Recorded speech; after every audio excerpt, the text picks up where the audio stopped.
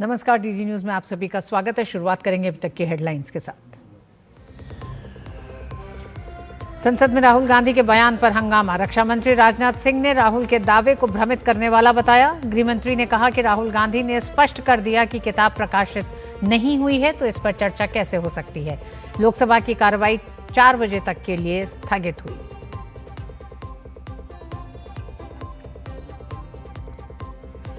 Voter list में गड़बड़ी पर पश्चिम बंगाल में बीजेपी का हल्ला बोल। सभी 23 जिलों में डीएम ऑफिस पर घेराव।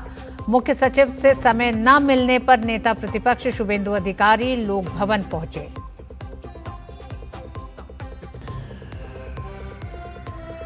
कर्नाटक के गवर्नर थावरचंद गहलोत ने हेट स्पीच और हेट क्राइम बिल को राष्ट्रपति द्रौपदी मुर्मू के पास भेजा।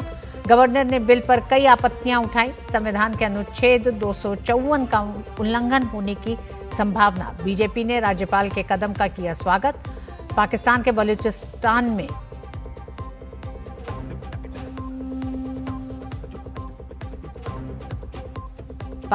बलूचिस्तान में सेना का ऑपरेशन। क्वेटा सीबी गवादर नौशकी में पाकिस्तानी सुरक्षा बलों के 17 जवानों की मौत। बलूचिस्तान के मुख्यमंत्री ने 140 से ज्यादा आतंकियों के मारे जाने का दावा।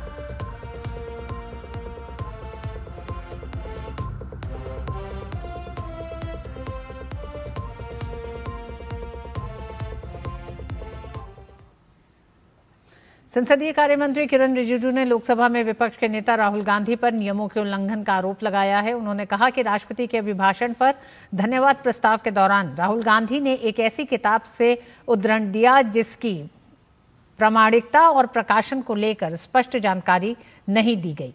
किरण रिजिजू ने बताया कि रक्षा मंत्री सहित सत्ता पक्ष ने सदन में नियमों के पालन पर जोर दिया और कहा कि कोई भी सदस्य चेयर को चुनौती नहीं दे सकता। उन्होंने आरोप लगाया कि लोकसभा स्पीकर के फैसले के बावजूद राहुल गांधी बार बार वही गलती दोहराते रहे और सदन का आधा घंटा बर्बाद किया। स्पीकर ने रूलिंग दिया। रूल 349 के तहत कोई भी मैगजीन, किताब या कोई भी पब्लिकेशन का जब तक आप ऑथेंटिक नहीं करते हैं या उस चर्चा से संबंधित नहीं है, चर्चा नहीं कर सकते। रूलिंग दे दिया। अब जब चेयर से रूलिंग देता है तो वो फाइनल होता है और चेयर को हम चैलेंज नहीं कर सकते हैं।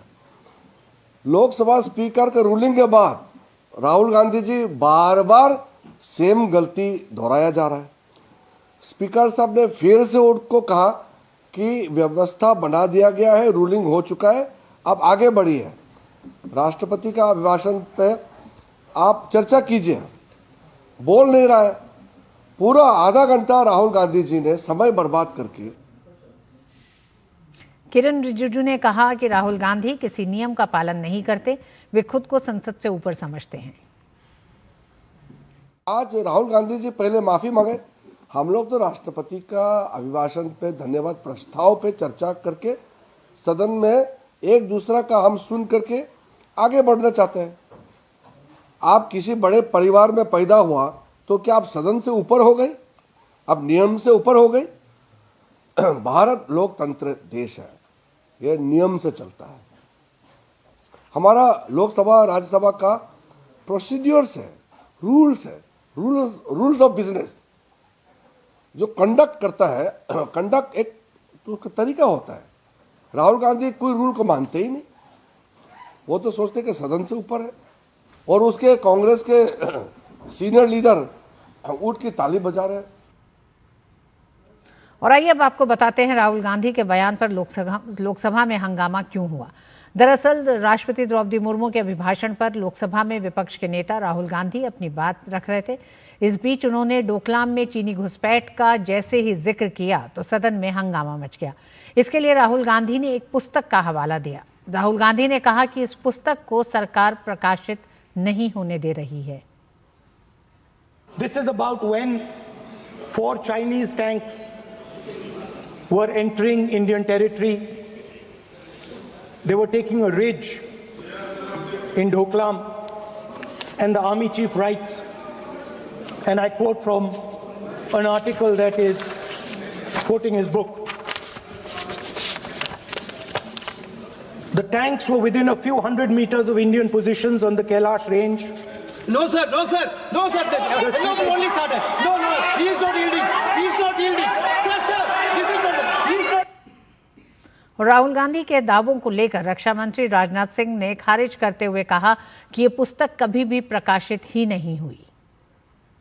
क्या वह पुस्तक प्रकाशित हुई है जिसमें यह सब सारी बातें लिखी हैं? यदि प्रकाशित हुई है तब तो आप उसका उल्लेख करिए, नहीं प्रकाशित हुई है तो उल्लेख करने का कोई औचित्य नहीं है। अध्यक्ष महोदय, ये लीडर अपोजिशन सदन को गुमराह करने की कोशिश कर रहे हैं। मैं आपसे अनुरोध करना चाहता हूं, इन्हें किसी भी सूरत में यह बात बोलने की यहाँ पर इजाजत नहीं दी जानी चाहिए। तो वहीं गृह मंत्री अमित शाह ने भी इस मामले में हस्तक्षेप किया। उन्होंने कहा कि राहुल गांधी ने स्पष्ट कर दिया है कि किताब प्रकाशित नहीं हुई है, तो इस पर चर्चा कैसे हो सकती है।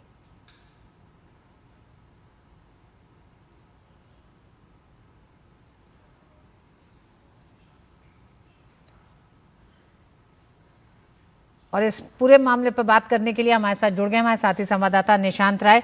निशांत, नियमों का हवाला देते हुए लोकसभा अध्यक्ष ने कई बार समझाया, और अगर हम बात करें तो पहले 2 बजे तक के लिए स्थगित हुई, फिर पहले 3 बजे तक के लिए स्थगित हुई, और अब 4 बजे तक के लिए लोकसभा को स्थगित करना पड़ा।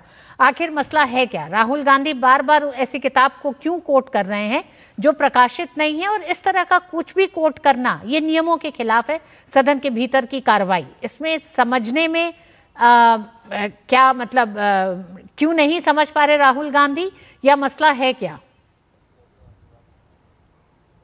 देखिए, नेता विपक्ष जिस तरीके से सदन में अपना आचरण कर रहे हैं, अगर सदन के नियमों के अनुसार देखा जाए तो वो उचित नहीं है। और यही बात स्पीकर लगातार समझा रहे हैं कि आप जो पुस्तक प्रकाशित नहीं हुई है, जो मैगजीन प्रकाशित नहीं हुई है, आप जो कोट कर रहे हैं वो कहाँ से कर रहे हैं। और अगर सदन में आपको किसी पुस्तक का, किसी मैगजीन का रेफरेंस देना है तो स्पीकर को पहले बताना होता है और उसके बाद उसका आप प्रेफरेंस दे सकते हैं। लेकिन राहुल गांधी किसी भी तरीके से इन चीज़ों को नहीं मान रहे हैं। और पहले जब सदन की कार्रवाई 2 बजे स्थगित की गई, फिर 3 बजे की गई, और अब सदन एक बार फिर दोबारा चल रही है। और ऐसे में सवाल ये उठता है कि नेता प्रतिपक्ष आखिर चाहते क्या है, मनसा क्या है। और सबसे बड़ी बात है यहाँ पर मनसा ज़्यादा जरूरी है जानना।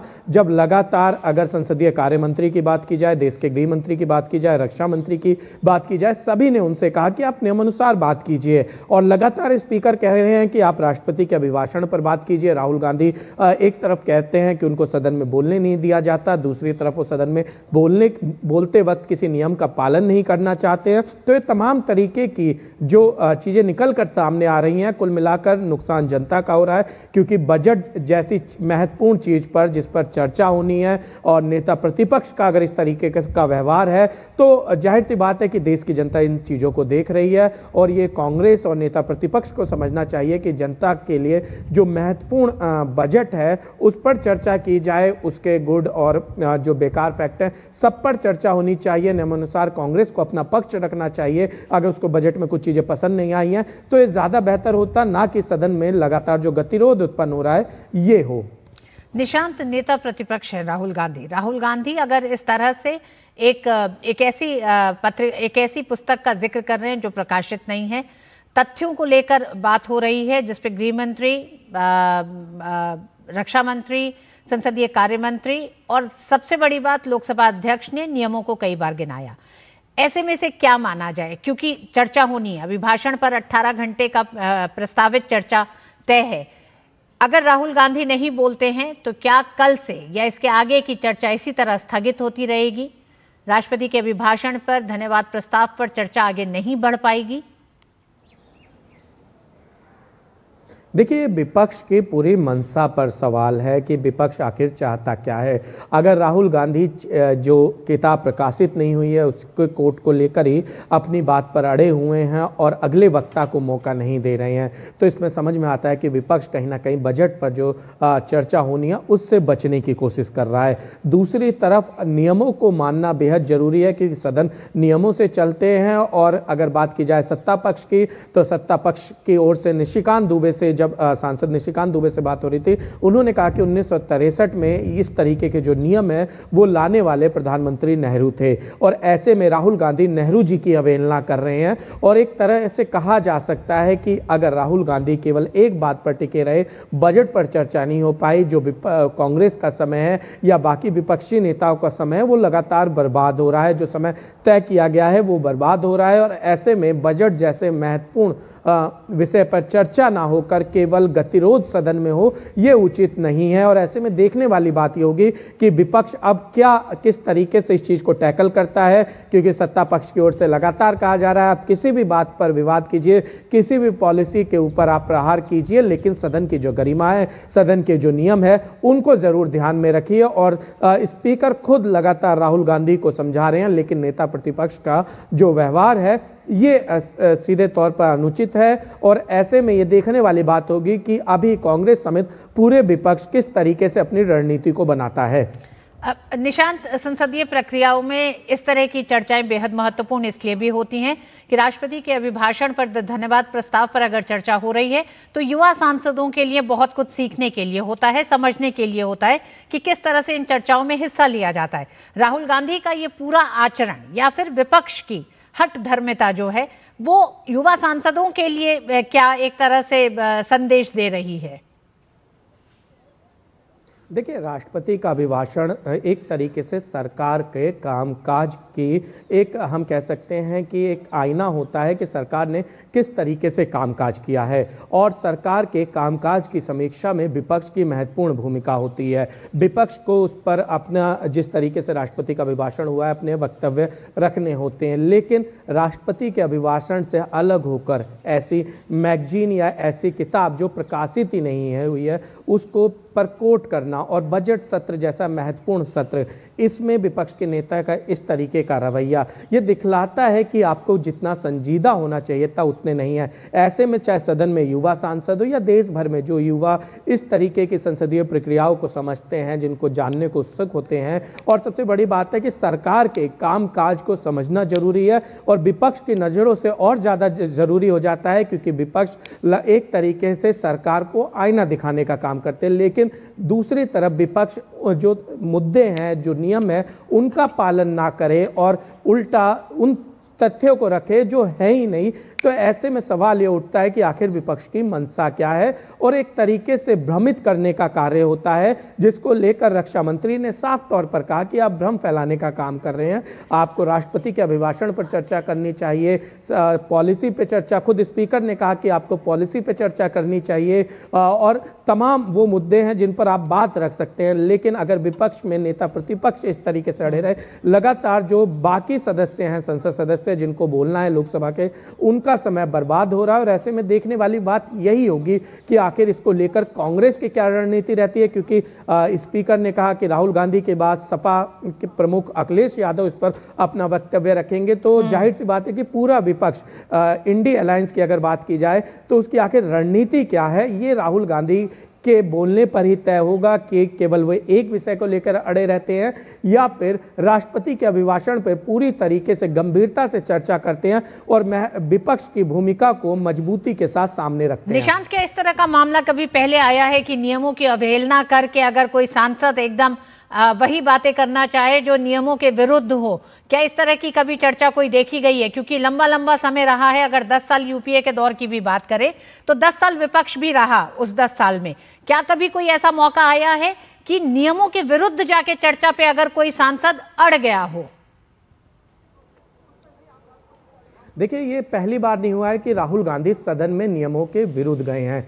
पिछली बार भी नियमों के विरुद्ध जाके इन्होंने इस तरीके के अनर्गल आरोप लगाए थे सरकार के ऊपर। उससे पहले पिछले अगर बात करें, ये मानसून सत्र की बात करें, उसमें भी राहुल गांधी का कुछ ऐसे ही रवैया था। इससे पहले भी हमने देखा है कि जब से एनडीए की वापसी हुई है तब से राहुल गांधी कुछ इस तरीके की चर्चा करते रहे हैं। हाँ, संसद में गतिरोध जरूर हुए हैं। यूपीए शासन के समय लगातार संसद कई दिनों तक नहीं चली है, जब यूपीए फर्स्ट यूपीए सेकंड थी, लेकिन उसके बावजूद इस एक तरीके से कोई सांसद नियमों के खिलाफ नहीं जाता था। लेकिन राहुल गांधी पर लगातार ये सत्ता पक्ष का आरोप है कि वो खुद को नियम कायदे कानून से ऊपर मानते हैं। और हमें याद है यूपीए शासनकाल में कैबिनेट एक ऑर्डिनेंस पास करता है जिसको राहुल गांधी मात्र एक सांसद होते हुए, पार्टी पदाधिकारी होते हुए प्रेस कॉन्फ्रेंस में उसको फाड़ देते हैं। वो भी पूरी तरीके से, एक तरीके से प्रधानमंत्री और पूरे कैबिनेट की अवमानना थी। और राहुल गांधी सत्ता विपक्ष में आने के बाद भी कुछ इसी तरीके का रवैया अपना रहे हैं। तो ये कहा जा सकता है कि राहुल गांधी को समझना होगा कि वो किस महत्वपूर्ण जिम्मेदारी पर है, नेता प्रतिपक्ष हैं।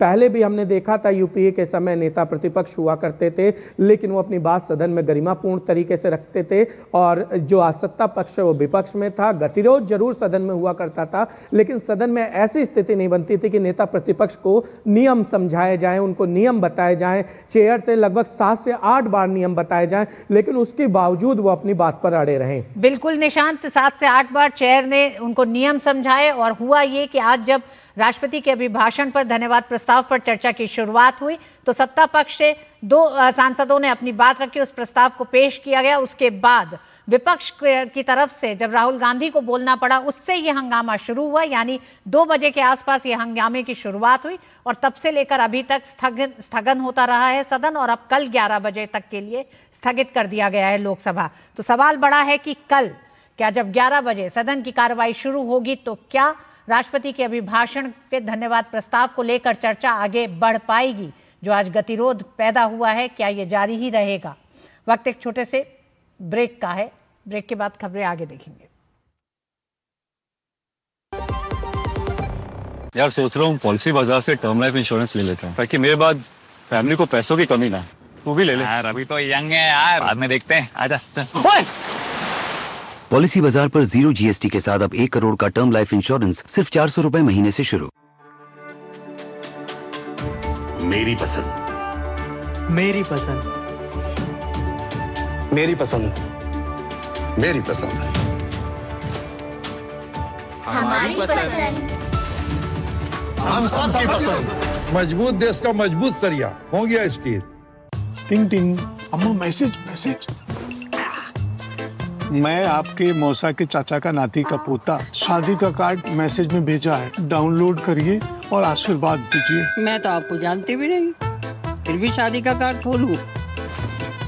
मैं मूर्ख नहीं हूँ। क्या बात है अम्मा। यूपीआई कहता है अगर कोई अनजान नंबर से फाइल या लिंक भेजे तो क्लिक मत करो और कहो मैं मूर्ख नहीं।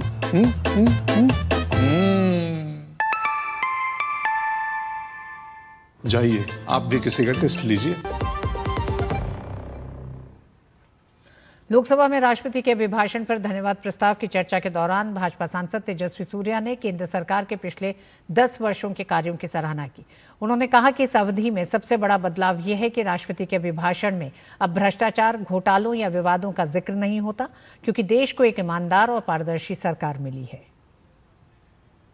सबसे बड़ा चेंज जो पिछले 10 साल में देश में हुआ है वो ये है कि पिछले 10 साल में राष्ट्रपति जी के हर अभिभाषण में करप्शन के स्कैम्स के या स्कैंडल के एक उल्लेख का भी जरूरत नहीं है, because we have delivered the most honest, most integrate government in the last 10 years. This has been the biggest achievement of this government. धन्यवाद प्रस्ताव की चर्चा में भाजपा सांसद तेजस्वी सूर्या ने कहा कि भ्रष्टाचार का सबसे बड़ा नुकसान गरीबों को होता था। उन्होंने कहा कि 2026 में राष्ट्रपति के सरकार की पारदर्शी और ईमानदारी प्रणालियों की सराहना की है और पिछले 1 साल में सीधे लाभ हस्तांतरण के जरिए 6.75 लाख करोड़ रुपए लाभार्थियों के खातों में पहुंचे हैं, जो यूपीए काल से बड़ा बदलाव दर्शाता है। करप्शन का सबसे बड़ा बोझ, करप्शन का सबसे बड़ा नुकसान देश के गरीब को होता था।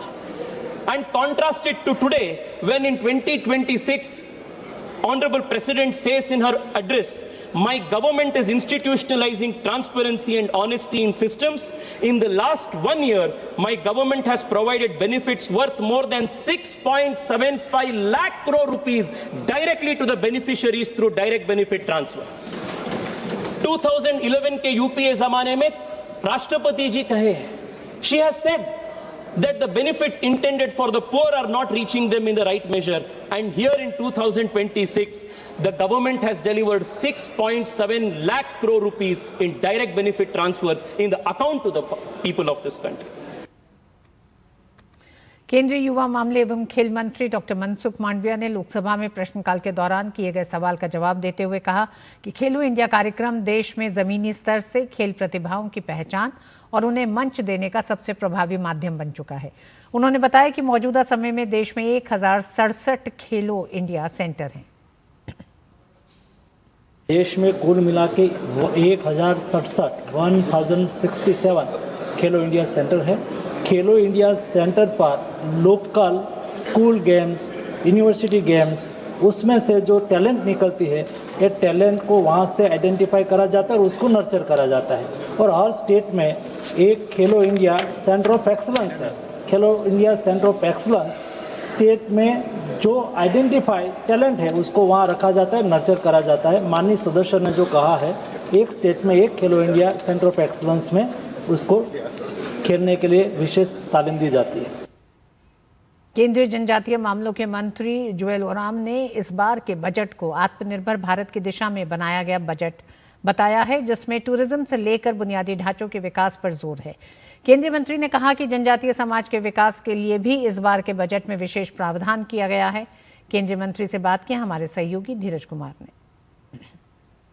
इस बार के बजट में क्या है खास, बात करने के लिए इस वक्त हमारे साथ मौजूद हैं केंद्रीय ट्रैवल अफेयर्स के मंत्री जुएल ओराम साहब। सर, अगर हम इस बार के बजट की बात करें तो क्या खास चीज़ें आपको लगता है कि इस बार के बजट में है? ये बहुत सस्टेनेबल लॉन्ग टर्म बेनिफिट देने वाला बजट है। आप इसमें इंफ्रास्ट्रक्चर में अच्छा स्पेंडिंग होगा, रेयर अर्थ मिनरल्स का कॉरिडोर होगा, आपका जलमार्ग होगा, उसके साथ साथ टूरिज्म का विकास होगा, मैन्युफैक्चरिंग सेक्टर में कैसे आगे आएँ उसके लिए आपका माइक्रो में एंड स्मॉल इंडस्ट्री में इसमें ये दिया है, प्रोत्साहन उसको दिया गया है। डिफेंस प्रोडक्शन में प्रोत्साहन दिया गया है, एजुकेशन में प्रोत्साहन दिया गया है, और ख़ास करके युवा वर्ग कैसे आपका अपना काम कर सकें उसके लिए भी प्रोत्साहन दिया गया है। तो एक टाइप का ये सबका बजट है, सबके लिए है, और सब टाइप का माने एरिया को एड्रेस किया गया है, और इसमें भारत का बहुत लाभ होगा। ये इमीडिएटली इसका बेनिफिट नहीं, कोकोनट मिशन है, कोकोनट मिशन का बेनिफिट दिखेगा तब आपको जब इसका 5-7 साल क्या ऐसा कुछ आगे लगेगा, उसके बाद लगेगा। तो इसलिए काजू मिशन, कोकोनट मिशन, आपका ये सब जो है, ये सब में भी बहुत बढ़िया सस्टेनेबल है ये सब। जो प्रधानमंत्री की प्राथमिकताओं में जो हमारा जो आदिवासी समाज है, बार बार उसका जिक्र करते हैं वो अपनी बातों में, भाषणों में, तो ट्राइबल्स के लिए इस बजट में क्या खास है? देखिए, जो स्कीम हमारा पुराना जो धरती आबा है, PM जनमन है, pre matric post matric scholarship है, एकलव्य मॉडल रेसिडेंशियल स्कूल है, हॉस्टल्स है, ये सब तो है, लेकिन नया इस बार और एक घोषणा हुआ है, हर डिस्ट्रिक्ट हेडक्वार्टर में गर्ल्स हॉस्टल बनाया जाएगा। उड़ीसा राज्य के लिए इस साल के बजट में क्या है? वो बहुत ही बढ़िया है। उड़ीसा राज्य के लिए आपका जलमार्ग, रेल का स्पेशल कॉरिडोर, और उसके साथ सेमीकंडक्टर का प्रोडक्शन हब, और टूरिज्म, हमारा टूरिज्म है, कोकोनट मिशन भी सबसे ज़्यादा बेनिफिट हम लोग का कोस्टल एरिया में होने वाला है। आप ये जो स्पेशल कॉरिडोर बना रहा है, ये ट्राइबल एरिया में, मिनरल रिच एरिया में इसका बहुत बेनिफिट होगा, लोगों का इकोनॉमिकल एक्टिविटी बढ़ जाएगा और बहुत बढ़िया बेनिफिट होगा। कैमरामैन मनमोहन के साथ धीरज कुमार, DD न्यूज़, दिल्ली। पश्चिम बंगाल में SIR के मुद्दे पर सियासी घमासान जारी है। इसी कड़ी में बीजेपी ने SIR प्रक्रिया में राज्य प्रशासन के अधिकारियों के एक वर्ग की भूमिका पर सवाल उठाते हुए प्रदर्शन किया। बीजेपी का आरोप है कि चुनाव आयोग के अधीन होने के बावजूद राज्य प्रशासन के कुछ अधिकारी निष्पक्ष रूप से काम नहीं कर रहे हैं। बीजेपी का दावा है कि SIR की सुनवाई प्रक्रिया में हो रही परेशानी के मूल में भी यही अधिकारी हैं। वहीं बीजेपी नेता शुभेंदु अधिकारी को मुख्य सचिव नंदिनी चक्रवर्ती से 4 बजे मुलाकात करनी थी, लेकिन उन्हें मुख्य सचिव से मुलाकात का समय नहीं दिया गया, जिसके बाद वे लोक भवन पहुंचे। उन्होंने आरोप लगाया कि तृणमूल और तृणमूल की आईटी सेल आईपैक के निर्देश पर जानबूझकर नामों की वर्तनी में गलती करवाकर आम लोगों को सुनवाई के लिए बुला रही है। जूनियर ओलंपिक्स 2026 का आगाज हो चुका है। दिल्ली के जवाहरलाल नेहरू स्टेडियम में 2 से 7 जनवरी तक चलने वाले इस टूर्नामेंट में दिल्ली एनसीआर के करीब 6000 स्कूली छात्र हिस्सा लेंगे। इस दौरान खिलाड़ी cricket, football, tug of war, basketball और एथलेटिक्स में प्रतिस्पर्धा करते नजर आएंगे। स्कूली छात्रों को खेल का प्रतिस्पर्धात्मक मंच प्रदान करने वाले जूनियर ओलंपिक्स 2026 का आगाज हो चुका है। प्रतियोगिता का उद्घाटन मारवाह स्टूडियोज के संस्थापक संदीप मारवाह ने किया। इस दौरान पूर्व marathon Asian champion Sunita Godara और जूनियर स्पोर्ट्स इंडिया के निदेशक सतिंदर तंवर सहित अन्य गणमान्य व्यक्ति मौजूद रहे। दिल्ली के जवाहरलाल नेहरू स्टेडियम में आयोजित हो रहे जूनियर ओलंपिक्स में दिल्ली एनसीआर के लगभग 6000 से ज्यादा स्कूली बच्चे हिस्सा लेंगे। बच्चों को अपने इस यंग एज से ही वो इंटरेस्ट आ जाता है और साथ में ओलंपिक्स नाम जुड़ा हुआ है। और now see we are bidding trying to get 2036 Olympics bid and all, world championship होने वाली है। तो यही एज है जो हम अगर 30 के बाद का देखें तो ये बच्चे हैं जो उस समय मेडल प्रोस्पेक्ट्स होंगे। तो इसलिए इनको प्रमोट करना, इनके साथ काम करना बहुत ज़रूरी है। इस बार इसमें athletics, tug of war, basketball, football, cricket, ये सब गेम्स ऐड है। काफ़ी सारे बच्चे ऐसे हैं जो पहले से प्रैक्टिस कर रहे हैं, पूरे साल प्रैक्टिस कर रहे हैं कि हमें जूनियर ओलंपिक में जाना है, मेडल, इस बार कुछ मेडल का कलर फिर चेंज करना है। मतलब कुछ बच्चे मोटिवेट हो रहे हैं, मेरे काफ़ी हद तक बच्चे मोटिवेट हो रहे हैं। जूनियर ओलंपिक्स के 9वें संस्करण के उद्घाटन समारोह के दौरान नन्हे खिलाड़ियों का उत्साह भी नजर आया। 7 फरवरी तक चलने वाले इस प्रतियोगिता में cricket, football, tug of war, basketball और एथलेटिक्स में नन्हे खिलाड़ी पदक के लिए जोर आजमाइश करते नजर आएंगे। हम जीत के जाएंगे और हम टग ऑफ वॉर में हैं। मजा बहुत आ रहा है और मैं टग ऑफ वॉर में हूँ। इस बार ही क्या नाम है, जीतेंगे। पिछली बार हम टग ऑफ वॉर में थे, इस बार जो पिछली बार हम आए थे हम हार गए थे। इस बार मतलब है कि इस बार गोल्ड आए। पिछली बार हमारे गोल्ड आया था, तो अभी हमारी ये है कि हम गोल्ड लाना है हमें। यह लगातार 9वां मौका है जब जूनियर ओलंपिक्स के मंच पर दिल्ली एनसीआर के हजारों बच्चे मैदान पर उतरेंगे। इस टूर्नामेंट में खिलाड़ियों की लगातार बढ़ रही भागीदारी खेलों में भारत के उज्जवल भविष्य की ओर इशारा करती है। सुशील कुमार की रिपोर्ट, DD न्यूज। और इस बुलेटिन में बस इतना ही। नमस्कार।